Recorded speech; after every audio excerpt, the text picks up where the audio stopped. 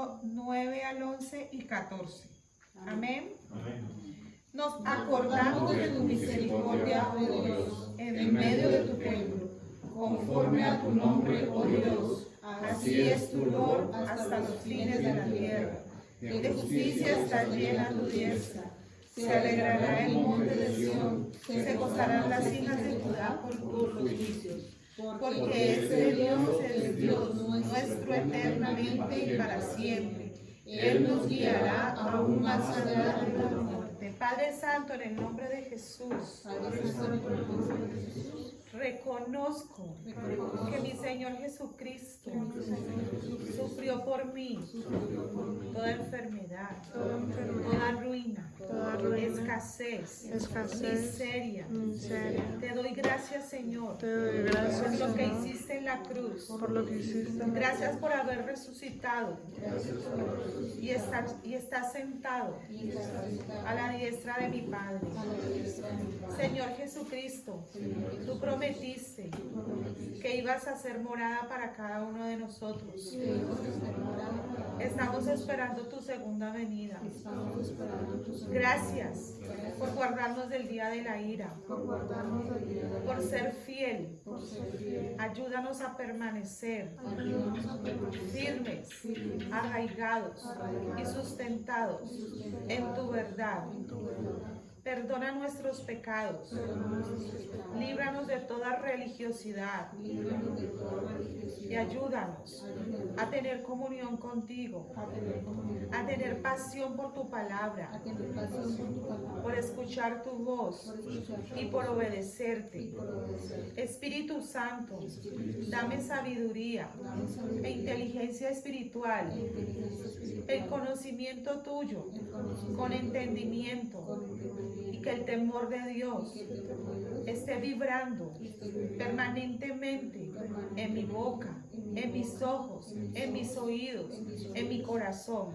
Te doy gracias por tu obra perfecta cada día.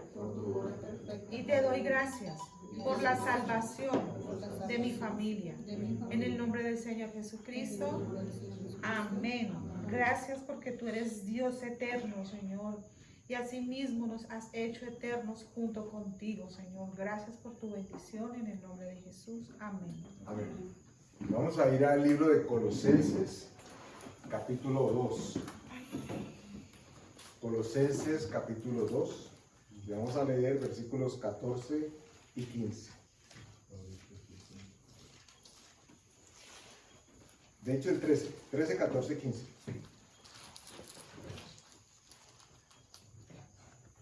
Colosenses capítulo 2, versículos 13, 14 y 15. Amén. Dice el versículo 13: y a vosotros, estando muertos en pecados y en la incircuncisión de vuestra carne, os dio vida juntamente con él, perdonándoos todos los pecados, anulando el acta de los decretos que había contra nosotros, que nos era contraria, quitándola de en medio y clavándola en la cruz. Y despojando a los principados y a las potestades, las exhibió públicamente, triunfando sobre ellos en la cruz. Bueno, vamos a hablar de algo que es muy relevante, o debe ser relevante en todo lo que tiene que ver con nuestras vidas. Y vamos a referirnos a propósito de lo que está escondido o lo que no se ve, y que en apariencia, cuando no se ve, como se desconoce, puede generar incertidumbre, pero en otros casos hay algo que está no tan a la vista, pero que Dios quiere que esté así, para que cuando se mueva, cuando se agite, lo que salga revele verdaderamente cuál es el plan que hay detrás de él, o por lo menos que él ha estado detrás de lo que se ha estado gestando. Creo que es necesario que nosotros como iglesia, como congregación, recibamos de Dios cada vez más y lo hagamos muy nuestro, una palabra de esperanza y de confianza. Si bien pareciera que es obvio hablar de Dios, de la palabra de Dios y de confianza y esperanza, pero Dios nunca se cansa de decir que nosotros debemos tener esperanza y de que nosotros tenemos que tener esperanza y creencia en Él. El mensaje pasado hablábamos, ustedes recordarán, de certeza y de convicción. Y es una palabra o una expresión que Dios viene poniendo como en el corazón a propósito inclusive de los tiempos en los que estamos viviendo. Porque, insisto, estamos siendo bombardeados mediáticamente constantemente. Y si ustedes se ponen a analizar un poco y hacen un recuento, una mirada en retrospectiva de lo que ha sido los últimos 10, 15, 20 años, de que usted tiene memoria, lo que ve, escucha por televisión, lo que lee en el periódico, y se va a dar cuenta que hay una constante en todo lo que se dice, en la manera en cómo se dice, al punto de que hay cosas que ahora aún le parecen comunes, en algunos casos inclusive parecen normales, pero no es así como Dios lo ha querido. Y esto genera incertidumbre. En estos momentos, y cito precisamente lo que está aconteciendo con nuestros vecinos gringos, perdonen la expresión los que nos escuchen para allá, porque si bien nunca pretendemos usar el púlpito como un trampolín de propaganda política, ni mucho menos, pero sí me parece importante que ustedes y yo tengamos en cuenta que detrás de todo lo que se está viviendo dentro de nuestro país, dentro de nuestra ciudad o por fuera de ella, en nada de ello se ha dejado por fuera la mano de Dios. Y esto es vital que ustedes y yo lo entendamos, porque el remolino mediático que hay alrededor de todo lo que sucede, como está sesgado en el 99% de los casos, genera confusión. Y la confusión trae desconocimiento de lo que Dios ha dicho que debe suceder y cómo Dios ha dicho que debe suceder. Y el versículo que acabamos de leer, o los versículos que acabamos de leer, dicen que a nosotros, estando muertos en pecados y en la circuncisión de nuestra carne, nos dio vida juntamente con Él, perdonando nuestros pecados.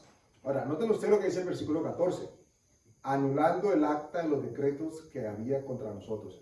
Para poder que existiese una anulación del acta, ¿qué tenía que hacer con el acta? ¿Qué tendría que pasar con el acta?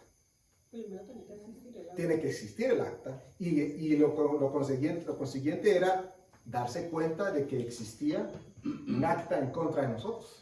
¿Okay? Sin el conocimiento de que esa acta existía, no había manera de que las personas fuesen liberadas, ¿cierto? Porque ¿de qué va a ser alguien libre si cree que no tiene que ser libre de nada? Que es una de las premisas que nosotros compartimos con quienes en algún momento, o creo que algunos de ustedes lo han escuchado, cuando se nos pide o nos proponen que oremos o que vamos a visitar o que vamos a orar por alguien, y la primera pregunta que sale de nuestra boca es si la persona lo ha pedido de manera espontánea y voluntaria. Es decir, la persona a la que uno quisiera que recibiera toda esa andanada de bendiciones tiene que estar clara en la necesidad que tiene de escuchar de Dios o por Dios algo. Si no, bueno, Dios nunca va a quedarse quieto y su palabra no retorna vacía. Pero en términos de permisividad y de permiso que se le da de manera espontánea al Espíritu Santo, se requiere que haya una exposición. Se requiere que la persona diga, ya me cansé de sufrir, me cansé de la necedad, me cansé de no entender, por favor, oren por mí. Eso es importantísimo que suceda, porque ustedes y yo sabemos que el Espíritu Santo en ustedes y en nosotros no ha obrado de manera impositiva. Gracias. No nos ha forzado, no nos ha obligado absolutamente a nada. Nada de lo que ustedes hacen, dicen, piensan, hablan, leen, actúan, que ha salido de aquí, de esta congregación para ustedes, nunca ha sido con el propósito, y Dios nos guarde, de imponer nada. Porque el Espíritu Santo lo que hace en nosotros es traernos, dice la Escritura, ¿cómo? Con lazos de amor, y nos lleva a toda la verdad, con lazos de amor. Ahora, eso significa de que a veces los lazos no tengan algún tipo de nudito por ahí, que cuando lo coja la persona se lastime. Es posible. Pero eso no significa de que el amor de Dios deja de operar en ese momento. Porque, insisto, y es lo que pretende el mensaje de hoy, que nos demos cuenta de que es necesario que se destape algo para que se evidencie lo que hay allí. Si no, no habría nada. Tuvimos aquí una hermana que tuvo un episodio con una enfermedad que se manifestó con un síntoma totalmente distinto a lo que la enfermedad, y la enfermedad terminó siendo seria.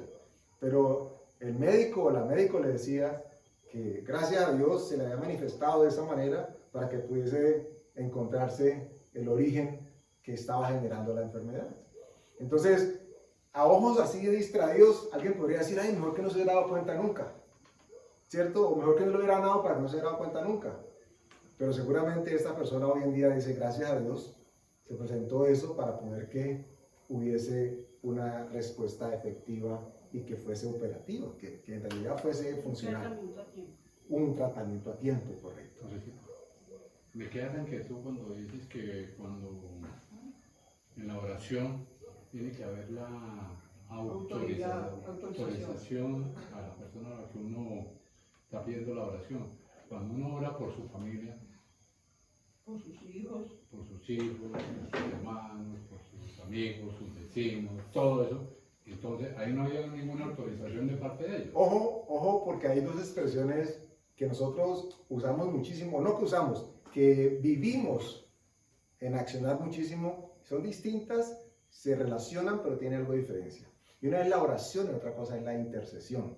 Aunque cuando uno intercede, ora por otros, la intercesión lo que busca y pretende es derribar obstáculos para que esa persona por la que uno está orando o ese gobierno, esa entidad, ¿ok?, rinda lo que tenga de prevención contra la palabra de Dios. Entonces, no hay que dejar de interceder por nuestros seres queridos o lo que sea que Dios ha puesto en nuestro corazón. Aclarando obviamente que no es que nosotros somos los intercesores entre Dios y los hombres, porque esa es la figura de la Iglesia Universal, ¿no? Y que se requiere una tercera persona que tenga buen contacto con Dios para que le diga cómo voy yo y entonces actúo. No, nada de eso. Pero el cristiano, el creyente, al orar, dice la Escritura, que las oraciones llegan delante de Dios y entonces hay intercesión. Es como si el cristiano se pusiera en la brecha. De hecho, hay una Escritura que así lo respalda. Entonces, si hay intercesión, va a haber respuesta a la oración. ¿Y cuál puede ser la respuesta en este caso, de la familia? Que en algún momento esa persona va a llegar a ti, a tu esposa o a alguien que Dios ha puesto en su camino y esa persona le va a decir, yo nunca había escuchado algo de Dios así. ¿Usted me puede decir un poquitico más? O, Alfonso, me pasa esto o aquello. ¿Será que puedes orar por mí? Y lo que en el pasado parecía imposible porque la persona tiene una manera de ver la vida distinta, de pronto Dios lo hace posible. Pero forma parte de no haber dejado nunca de orar e interceder por esa persona. Cuando hablamos de la oración en temas de autoridad, es que se requiere necesariamente, es como si alguien llegara a su casa, usted no conoce a la persona, o así la conozca, y usted le dice, siga, o usted se para en la puerta y atiende como atienden al vendedor. Ya no somos vendedores así, pero anteriormente era así. Aquí lo hemos dicho en varios momentos. La escuela vieja de vendedores ambulantes era bien particular. Les enseñaban algo que era sencillo porque había el contacto tú a tú, persona a persona. Les decían al vendedor, cuando usted toque la puerta y le abran, ponga el pie y evite que vuelvan a cerrar la puerta. Y seguramente muchos se machucaron, los machucaron, les dieron duro en los pies.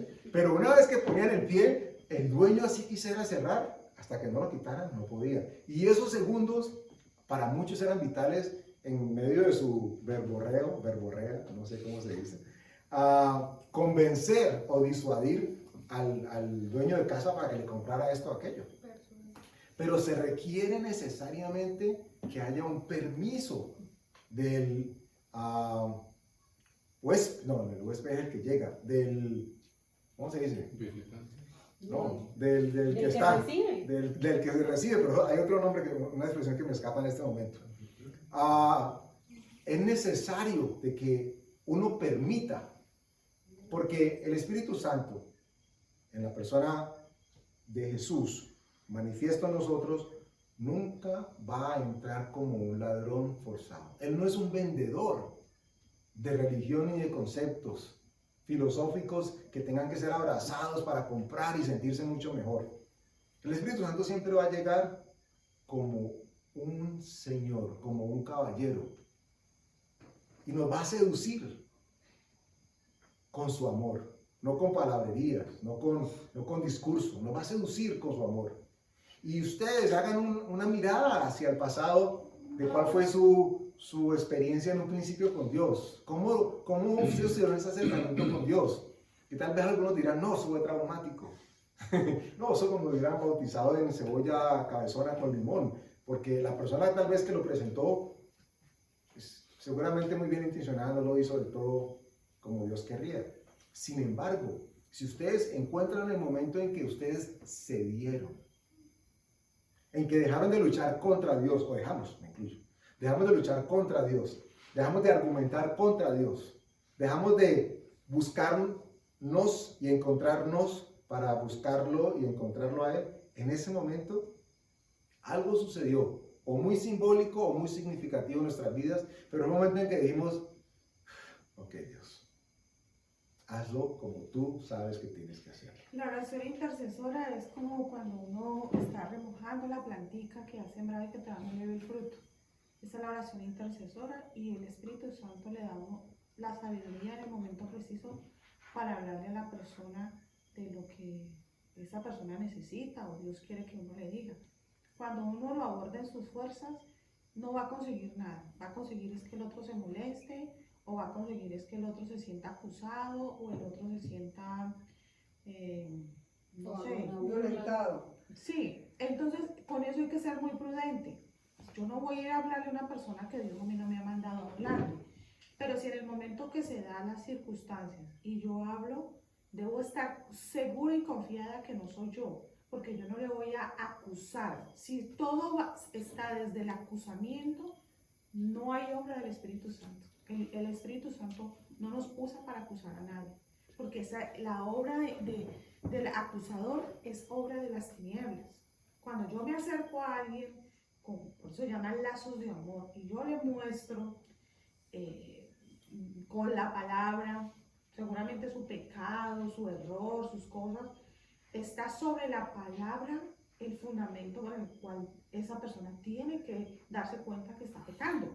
Tan es así y cobra gran relevancia nuestro testimonio. Bueno, ese es... Lo que nosotros hagamos y lo que nosotros mostremos va a ratificarle a esa persona o al que no se ha atrevido a hablar con nosotros de que hay algo que ven en nosotros que les llama la atención y que quieren, que al momento no tienen. Porque seguramente alguien tiene mucho conocimiento de la palabra, pero la usa como boomerang y arrastrando cabezas. Y entonces le dice a todo el mundo cuál es el pecado y cuál es la paja y cuál es la viga y toda la estructura se la construye. Sin embargo, cuando van a ver sus hechos, pareciera de que no coinciden con lo que se predica. Y el Señor Jesús lo dijo muy claramente: hagan como ellos dicen, pero no hagan como ellos hacen. Hablando de los fariseos, porque es vital. Entonces, seguramente nuestra familia se ha dado cuenta ya de que algo ha sucedido en nosotros. Después de 70 años en el Evangelio. Mentira, o 70 segundos, algo cambió. Observaron un brillo distinto en nuestros ojos. Una manera distinta de pensar, de reaccionar, de hablar. Ahora les queremos ayudar. O bueno, en fin, lo que sea que Dios haya puesto. Y esa persona dice, bueno, hay coincidencia entre el Dios que predica Alfonso y el Dios que Alfonso vive. Y cuando eso sucede, esa persona, Dios llega y le baja la guardia completamente, porque ya no se rinde ante nosotros, sino que se rinde ante Dios que está dentro de nosotros. Entonces, que tenemos que interceder, por supuesto, que tenemos que orar, claro que sí. Pero noten ustedes que Jesús no llegó a ninguna parte que no hubiera sido invitado. No hizo milagros en ninguna casa a donde no le hubieran dicho, ven y sana. No sucedieron prodigios en ninguna de las familias que no buscaron de él, así fuera por correo. Ay, Señor, envíame un WhatsApp y por eso seré sano. Donde hubiera existido un WhatsApp en ese momento, seguramente la gente hubiera sido sana por WhatsApp. Porque todo lo que estaban buscando era que Dios diera el consentimiento de que quería sanar. Y hubo un momento inclusive en que él dijo, Señor, lo vinieron a buscar, Señor Jesús, ven a sanar. Digo, sí, yo iré. Y dijo, no, venga, no hay necesidad que usted vaya, solamente di la palabra. Porque la gente estaba convencida ya. Y había una autoridad dada. Cuando a nosotros se nos dice, yo quiero que usted ore por mí, o yo quiero que usted ore por mi mamá, por quien sea, entiendan ustedes de parte de Dios, que en ese momento Dios nos está convirtiendo en ministros de su palabra. No busquen dónde está el teléfono de Andresito y Martica. Es el momento de decir, Dios, ¿qué quieres que yo diga? Ya yo quería llegar. ¿Qué quieres que yo haga? Que nos ha dado Esa autoridad, ese don, esa gracia de que si yo intercedo inclusive por familiares o amigos que no quieren saber absolutamente nada de Dios y se lo dicen a uno, usted allá y déjenos quietos a nosotros, yo no quiero escuchar nada de eso. Pero entonces uno sigue intercediendo. Claro. Claro, es que... así sea sin la autorización de ellos. Claro, es que, bueno, ya entiendo o quiero entender hacia dónde vas, Alfonsito. Es que nosotros no necesitamos el permiso de ellos para que nosotros oremos por ellos. Cuando estamos hablando de que se requiere el permiso de ellos, es cuando ellos necesitan ya recibir. Si yo no he abierto la puerta, yo no puedo recibir el domicilio. Sí, claro. Yo no puedo llegar, tírenmelo por la ventana. Yo tengo que abrir la puerta y decir, sí, eso es para mí, eso es lo que yo quiero, lo que yo pedí. Inclusive hay momentos en que no lo dicen, no lo manifiestan y uno les dice, oremos, para que todo salga bien. Entonces se acomodan con uno para orar. Es que Ahí el están consentimiento a esa petición es un permiso que te están dando para que tu oración tenga autoridad sobre ellos. ¿Ok? Cuando uno decimos, si yo les digo, vamos a orar, y usted, ¿qué tal que usted empezara a decir, yo no? Andrés, yo no. Cuando ustedes coinciden en que estamos de acuerdo en la oración, estamos dando permiso para que Dios actúe en nosotros. Entonces, obviamente, las fuerzas que pueden haber al interior, mental o emocionalmente dentro de esa persona, se tienen que rendir. Y como dice la Escritura, se doblan ante toda rodilla. No, toda rodilla se dobla ante cualquier mención del nombre de Jesús. Lo que estaba pasando aquí que acabamos de leer habla precisamente de eso. Dice que él despojó a los principados y a las potestades e hizo algo que era necesario que sucediera. Los exhibió públicamente. Eso es renacer, ¿no? Claro, nadie más sabía que estaban allí. Es como pararse en un hormiguero. Bueno, a propósito, casi ya no se ven hormigas de las pequeñitas. Bueno, no como antes. Yo crecí y era un barrio de la ciudad donde uno pasaba y medio se paraba e inmediatamente sentía el quemonazo y arranque a correr porque ya no se ven. Pero es como pararse en un hormiguero. Solamente hasta que lo pisas, él se va a mostrar lo que hay. Pero el diablo, con todo lo diablo que es, Dios lo que anda buscando desde un principio para nosotros, su pueblo, es que nosotros no desconozcamos cuáles son sus artimañas. Es más, si ustedes ponen a pensar, Dios ha tratado en todo momento de exhibirlo a Él públicamente para que nosotros entendamos cuáles son sus maracachafas que hace. No, Él no se detiene. Él no es más malo ahora de lo que fue antes. Sigue siendo el mismo maloso. Y utiliza las mismas estrategias. Es como si tuviese una cinta de esas de cassette que ya no se ven, vieja, floja, desvencijada, y de pronto la pusiera y todo el mundo empezara a escuchar y a bailar al son. Cuando todo el mundo sabe lo que... nosotros los creyentes deberíamos estar, si no muy sabiondos, si muy al tanto de qué es lo que Él maneja, para no caer de nuevo otra vez en sus artimañas. Dios quiere que nosotros nos enteremos de qué hay debajo de todo esto. Y es bíblico. Ustedes recordarán, cito Esther, por allá en el capítulo 3, pueden leer el 3, 4 y el 5. ¿Recuerdan el libro de Esther? ¿Cierto? La historia de Mardoqueo y el rey que Amán iba a destruir al pueblo judío porque el rey le dio potestad. Nadie más o todos se arrodillaban ante él, y Mardoqueo dijo, no, yo solamente me arrodillo delante de mi Dios. Allá suerte, le dijo suerte con usted. No le digo la palabra que dicen acá en Cali porque suena feo, pero le dijo así, suerte. Y eso sirvió para que él decretara el mal sobre el pueblo.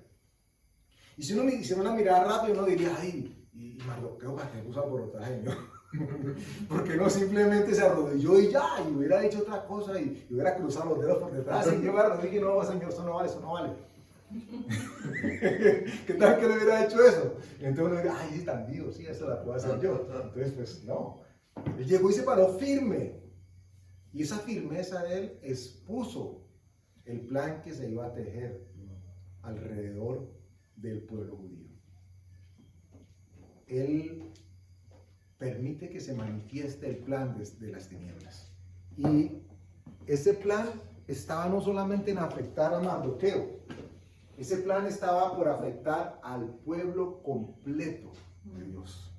Pero se necesitó de una persona que firmemente dijese, yo no me rindo, yo no me doblego. No estoy hablando de rebeldía, para que usted no vaya a decir, jefe, lo que acabé de escuchar anoche, le vamos a mandar la prédica. No estamos hablando de rebeldía, Dios nos guarde de eso. Saben que rebeldía fue el primer pecado que se cometió, no. Pero estamos hablando de firmeza frente a lo que Dios nos ha dado, a lo que Dios nos ha enseñado. Porque por el tema de la confusión que les mencionaba ahora, la presión mediática que hay, es factible o es fácil que muchas personas se sientan tentadas a doblar la rodilla, porque pareciera que es más fácil mezclarse con lo que el común de la gente piensa que permanecer firme. Y Dios no nos va a permitir a nosotros, su iglesia, pasar por la ira. Eso fue parte de la oración ahora que hicimos. Dios nos guarda. Pero hay momentos de nuestras vidas en las que es necesario que haya firmeza, convicción, seguridad en lo que Dios ha dicho y lo que Dios nos ha prometido, de tal manera que nosotros digamos, mire, si Dios me lo cumple, yo se lo muestro en la cara, y si Dios no me lo cumple, yo no voy a hacer algo que sea contrario a lo que Dios quiere que yo haga. Y ese tipo de firmeza Dios quiere que abunde en nosotros. Pero ¿cómo va a manifestarse? Sino cuando llega o la cosa chiquita o la cosa no tan chiquita, donde se destapa. Y es cuando uno tiene que llegar y decir, Señor, yo quisiera hacer esto, y si me lo permites, lo hago. Yo le doy una trompada. No, Dios no te va a decir que le dé la trompada. Sin embargo, es la oportunidad que Dios da. Porque si es necesario que a nosotros hubiese salido algo que estaba todavía guardado, pues qué hermoso que se dé esa oportunidad para que salga. Porque de otra manera seguramente no hubiese salido. Entonces Dios dice, yo alguna vez les conté, no les cuento. Recuerden todo el gesto, ¿no? Ah, sí, ya lleva 5 años diciéndolo. Una vez, joven, nos invitaron a una finca y nos invitamos, era un poco de muchachos y nos fuimos por una finca, así fue literal.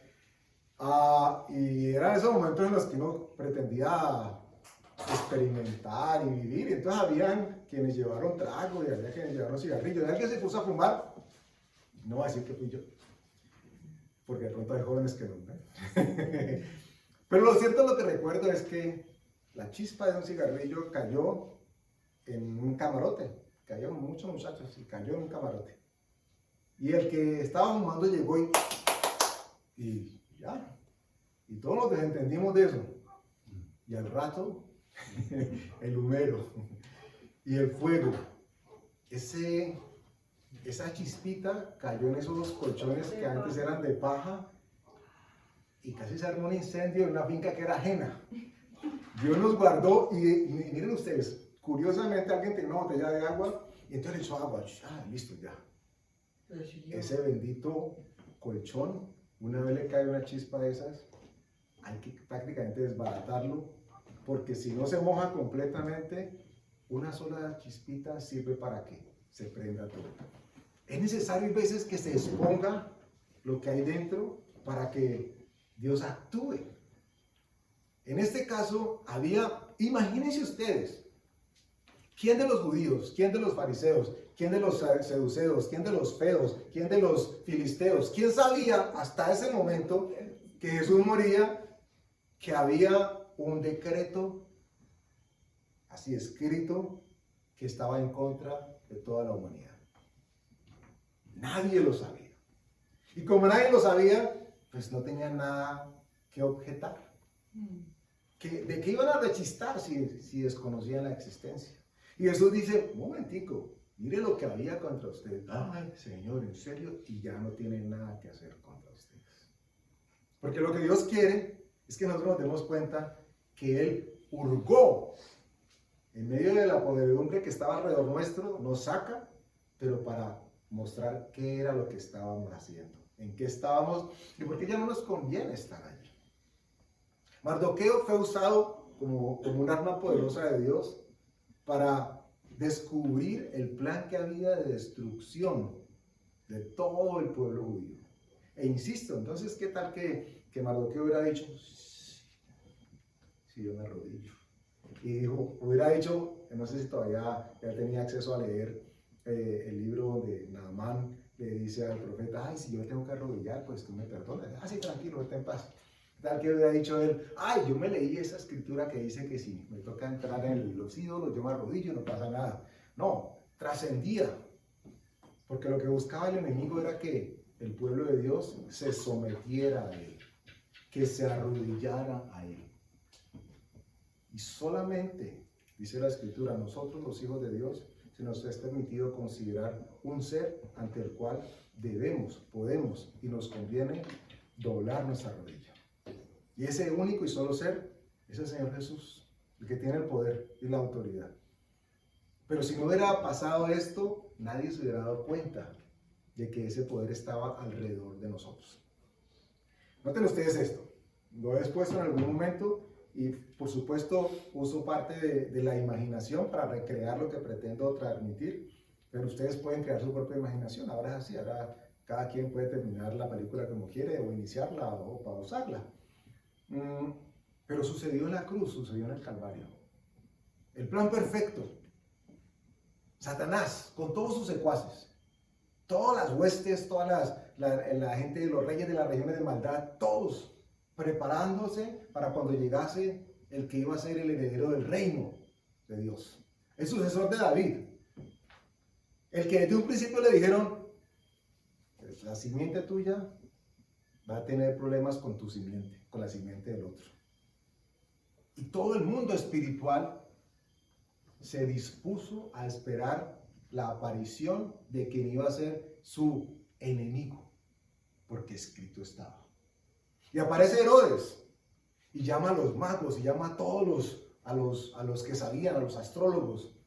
¿Cuándo era que tenía que aparecer ese bebé, ese niño que iban a hacer y que iba a ser la salvación de Israel?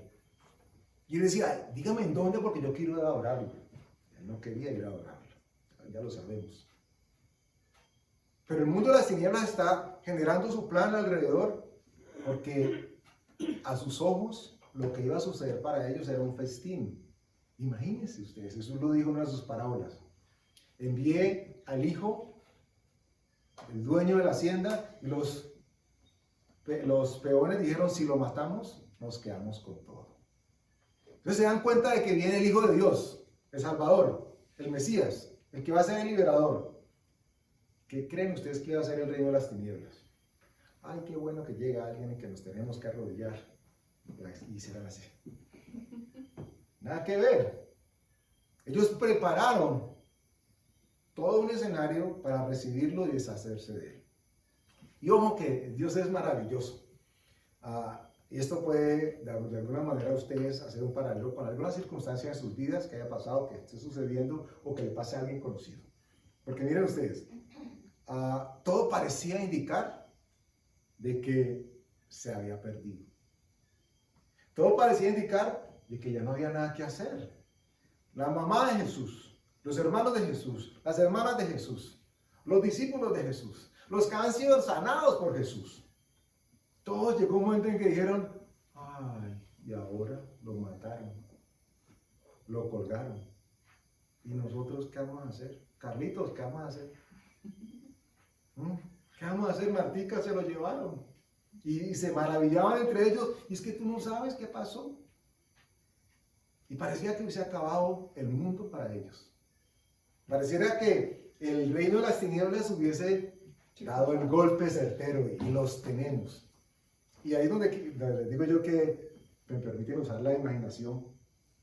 Porque yo me imagino el tema viéndolo desde un contexto, de un marco espiritual. Satanás con sus secuaces y diciéndoles, ve allá a Jerusalén y haz esto, ve a Judea y amarra a este otro, ve por allá a Galilea y toca esto. Y entonces el mundo de las tinieblas se movía por todo lado, gestionando. ¿Cómo torcemos el corazón de Judas? ¿Qué hacemos para que Judas termine entregándolo? ¿Cómo sabemos que va a ser Judas? Los testigos falsos. Ellos empiezan a mover y todo como que se les encaja, todo tiene una secuencia que va encajando perfectamente. Hasta que llega el momento en que Jesús es subido en la cruz, ha muerto, pero todos están esperando que muera. Todos le gritan, si tú eres el Hijo de Dios, bájate, bájate. Para mí se convierte casi que verdaderamente en la última tentación del Señor Jesús. En el momento más duro, en el momento más débil en su carne, le dicen, si eres el Hijo de Dios, bájate. ¿Y qué hubiera pasado donde Jesús se baje? De por Dios. ¿Qué hubiera pasado donde él diga, ya le muestro? Quédese ahí un momentico. ¿Qué ha podido pasar? Porque era el momento más débil. Pero también el más fuerte porque él sabía lo que había más adelante. El que no sabía lo que había más adelante era el que estaba fraguando absolutamente todo. El que estaba preparando los pitos y las matracas para el momento en que expirara el Hijo de Dios. Por eso se llenó de tinieblas la tierra. Y lo curioso es que sucede, Jesús muere. Y hay fiesta en el reino de las tinieblas. Acabamos con quien decía era el Hijo de Dios. Acabamos con quien llegó dándoselas de mucho sanador. El que las picaba y que sanaba y sanaba no pudo sanarse a sí mismo. Le decía, no, sánate a ti mismo, bájate de allí. Y había fiesta en el reino de las tinieblas. Fiesta. Bueno, eso creían ellos. Hasta un día, y seguramente el festín, traigan más trago, traigan más. Segundo día, y al tercer día, empieza la roca a moverse. ¿Y qué pasó? Y se completa que se quita la roca y el que había muerto resucitó. Y lo que parecía ser una victoria fija, fácil, se convirtió en la derrota más grande que pudo haber sufrido Satanás en toda su existencia. Porque lo que trajo Jesús al morir, si no hubiera muerto, lo que trajo Jesús al morir fue libertad completa y absoluta en nuestras vidas. Salvación. Todo eso está igualmente, se va a volver a repetir. ¿Sí? Se va a volver a repetir. Estamos esperando la venida del Señor Jesús. El reino de las tinieblas está todavía más activo y más fuerte porque Él sabe que le queda poco tiempo. Entonces, toda esta historia, esta temporada, eso fue una temporada, esa temporada se tiene que volver a repetir. Y se tiene que volver a repetir de la misma manera. Con la diferencia es que viene Jesús no como el Redentor, porque ya es nuestro Redentor, sino el que nos va. Y además, lo que nos asegura una eventual repetición de eventos es que sabemos que Dios tiene el control. Que sabemos que no importa lo que parezca que se está diciendo, no importa cuántos miedos y cuántas confusiones hay alrededor de la enfermedad, del COVID, del bicho, de la economía, de lo que sea que esté diciendo en este momento la prensa, la radio, la televisión y todas las redes sociales. Dios quiere que ustedes y yo sepamos que tiene un plan para nosotros, sus hijos. Y lo que para nosotros parece un festín inminente, en realidad es su ruina futura. Y hablo de, no personas, hablo de las huestes en las regiones celestes. Pero ustedes y yo que estamos llamados a ser hijos de Dios, como dice la Escritura, que nos dio potestad de ser hechos hijos de Dios, vamos a caminar, a actuar a pensar y a hablar como hijos de Dios. Y todo lo que se requiere es que ustedes y yo, a nuestra manera, en nuestro momento, en las circunstancias que Dios nos indique, en algún momento digamos, como Mardoqueo, yo no voy a doblar mi rodilla. Y esa acción le cambió la historia al pueblo de Israel, que en un principio era destrucción. Dios quiere decirnos a nosotros lo mismo. Lo que tiene para nosotros es cuidado y es guardado. Tenemos la garantía que Él dice que nosotros no estamos llamados para pasar momento de la ira. Tenemos la expectativa y la esperanza de que Él dice que viene por nosotros y que vamos a ser arrebatados. Tenemos la seguridad y la confianza de que Él nos ha salvado, que nos ha sanado, que por ello tenemos un lugar delante de Él. Entonces nosotros tendríamos que estar en paz y dejando que la paz gobierne nuestro corazón. Porque Él triunfó. Y porque los decretos que nos eran contrarios fueron, dice la Escritura, lo leo, por eso voy acabando, anulando el acta de los decretos que había contra nosotros. ¿Qué es una anulación? Es quitar, renovar. No existe ya. Quitarle el poder a algo que tenía sobre nosotros. Y piensen en ustedes, piensen en sus familias, generacionalmente inclusive si quieren. Y como lo mencionaba Alfonso ahora, se puede convertir inclusive, y debería hacerlo, en un arma de intercesión. Para que eventualmente, o temprano o más tarde, las personas de ese círculo por el cual usted está orando terminen recibiendo las bendiciones de esa intercesión que usted estaba haciendo. Porque la Escritura dice que el acta de los decretos que nos era contraria ya fue anulada. ¿Y a quién le sirve esa anulación? Al que tiene seguridad y conocimiento de que esa ley ya no tiene poder sobre él. Ustedes y yo estamos llamados a ser libres, a caminar en libertad. La libertad con la que Él nos ha hecho libres. ¿Creemos en Él? Sí. ¿Creemos en lo que Él ha hecho? Sí.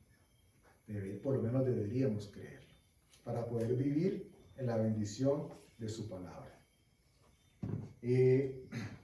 Termino con esto. Vamos a la primera carta de Juan, capítulo 3, versículos 7 y 8. Primera de Juan 3, 7, 8.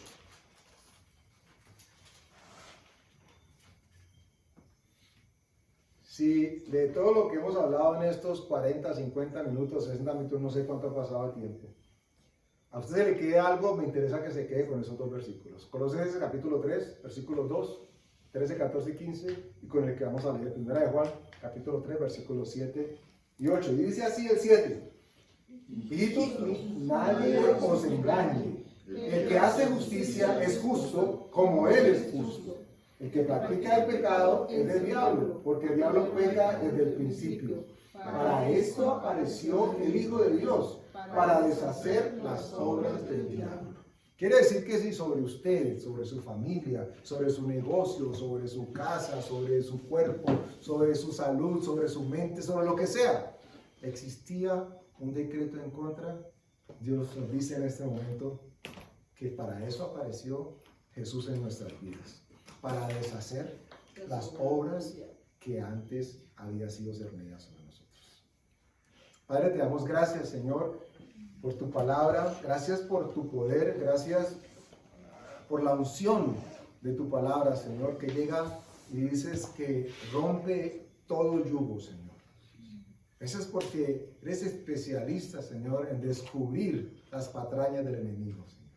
Eres especialista en evidenciar lo que es necesario que sea cambiado, ajustado o eliminado, Señor, de nuestras vidas.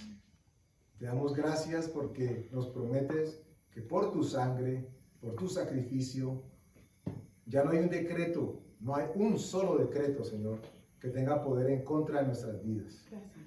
Te damos gracias por tu libertad, Señor, porque con esa palabra y con esa acción tuya nos has hecho verdaderamente libres.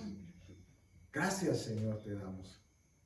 Recibimos y aceptamos la bendición de tu sacrificio y la libertad que eso nos trae, Señor. Amén. En el nombre de Jesús te damos gracias. Amén y amén.